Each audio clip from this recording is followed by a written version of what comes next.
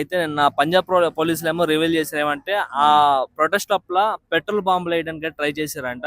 So దాని గురించి మీరు ఏం చెప్తారు? వాస్తవంగా అప్పుడు జరిగినటువంటి ఆ ధర్నాలో చాలామంది అరాచక శక్తులు ఉన్నారని అప్పుడు మనం మాట్లాడుకున్నాం కూడా. వాస్తవంగా మన దేశాన్ని నాశనం చేయాలని, మన దేశ పరువు ప్రతిష్టలు గంగపాలు చేయాలని, మన దేశాన్ని తక్కువ చేసి మాట్లాడాలని, మన దేశంలో అల్లర్లు జరుగుతున్నాయి, అన్యాయాలు జరుగుతున్నాయి, యువత బలైపోతున్నారని చెప్పి ఈ రకంగా చూపించాలని చెప్పేసి ఈ జంతర్ మంతర్ దగ్గర జరిగినటువంటి ధర్నాలో కొన్ని దేశాలు, శత్రు దేశాలు పన్నాగంగా కనిపిస్తుంది. నిజంగా ఈవేళ పెట్రోల్ బాంబులు దొరకడము, అలాగే కొంతమంది దుర్మార్గులు చేస్తున్నటువంటి ఆ కుట్ర బట్టబయలైంది.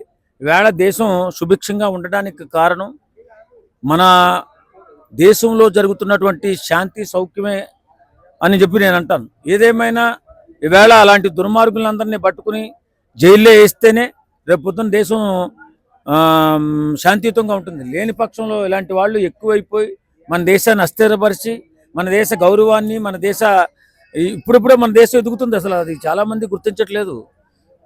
నరేంద్ర మోడీ గారు వచ్చిన తర్వాత ప్రపంచ దేశాల్లో మన గౌరవం ఏ స్థాయికి పెరిగిందో అందరికీ తెలుసు.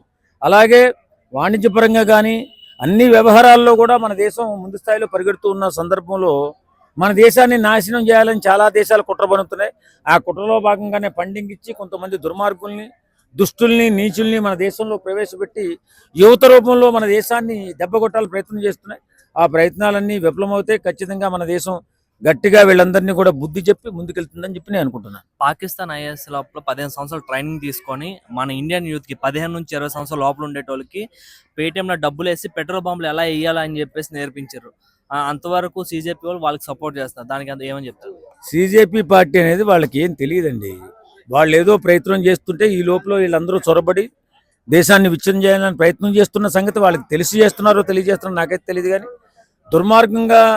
దుర్మార్గులు ఎక్కువైపోయారు. ఇప్పుడు ఈ మధ్యకాలంలో చాలామంది చీడపురుగుగా మారిపోయి మన దేశాన్ని నాశనం చేయాలని ప్రయత్నం చేస్తున్నారు. ఆ నాశనం చేయాలనేటటువంటి ప్రయత్నాన్ని మనం గుర్తించాలి. మనం ఎక్కడికక్కడ జాగ్రత్త వహించాలి.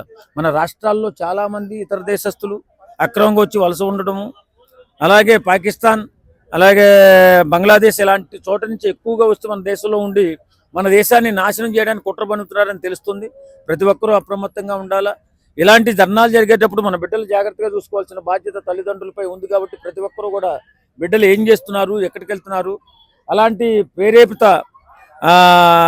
కార్యక్రమాలకు వెళుతున్నారా, వెళితే వాళ్ళ జీవితాలు నాశనం అయిపోతుందని చెప్పి ఒకసారి ఆలోచించాలి. లేని పక్షంలో మన యువత భవిష్యత్తు నాశనం అయిపోతుంది. ఇలా కాక్రోచ్ పార్టీ లాంటి దుర్మార్గమైనటువంటి కార్యక్రమాలు మొదలు పెడుతుంటే మన బిడ్డలు మనం కాపాడుకోవాల్సిన పరిస్థితి ఎంతైనా ఉంది.